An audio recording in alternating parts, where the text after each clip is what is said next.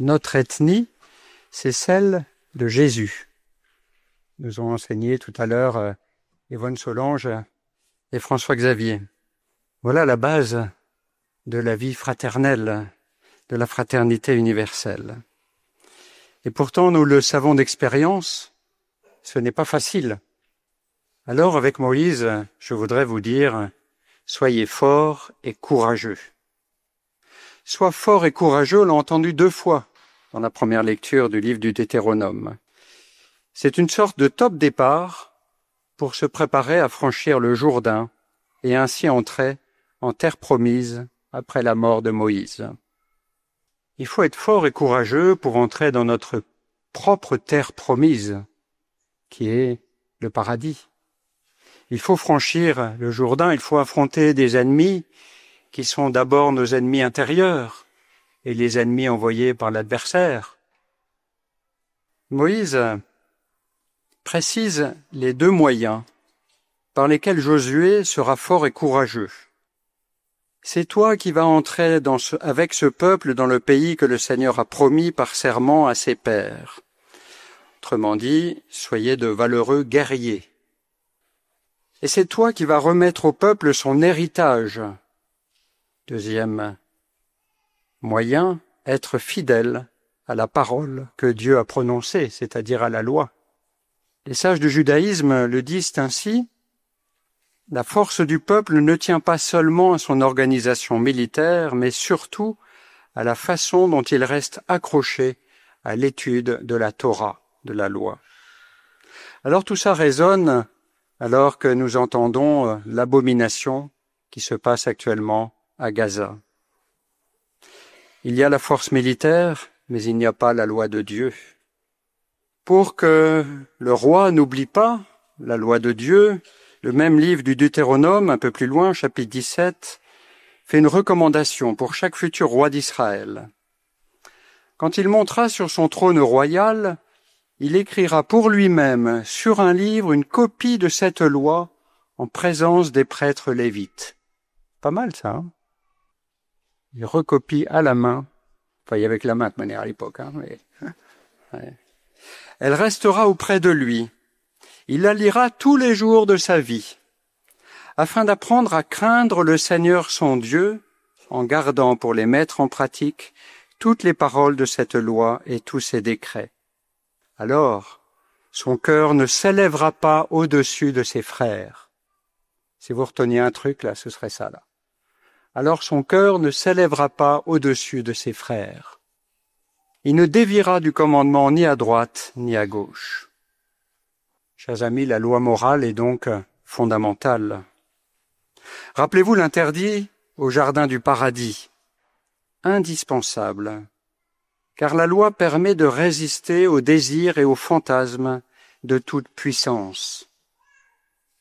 Elle est comme le seul interdit au milieu d'une foule de possibilités en Éden. Petite application pour notre vie de catholique. Un jour, une sœur vient voir Mère Teresa, lui demande de raccourcir le temps dévolu à la prière parce que le temps manque pour s'occuper des malades. Et Mère Teresa lui répond, tu as raison, nous n'avons ni le temps ni les forces pour nous occuper de tous les pauvres que le Seigneur nous envoie. Eh bien, nous allons prier 2 fois plus. Et le Seigneur nous donnera le temps de nous occuper 2 fois mieux des malades. On peut tirer beaucoup de choses de ça. Sois fort et courageux.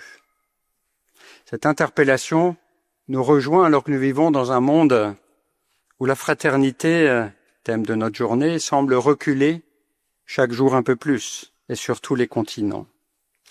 Oui, pour être fraternel, il faut être fort et courageux. Pour surmonter nos peurs, pour accueillir. Nos peurs, elles peuvent être légitimes. On n'en maîtrise pas l'apparition. Elles ne sont donc pas en elles-mêmes des péchés. Mais qu'est-ce que j'en fais de mes peurs? Est-ce que je les entretiens en ne lisant que des trucs qui pensent comme moi?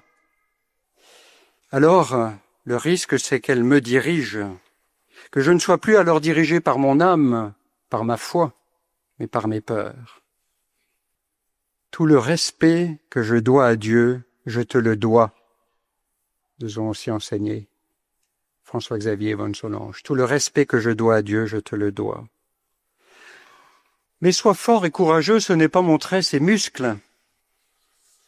On entend beaucoup actuellement la fameuse maxime latine « Si vis pacem, para bellum ». Si tu veux la paix, prépare la guerre.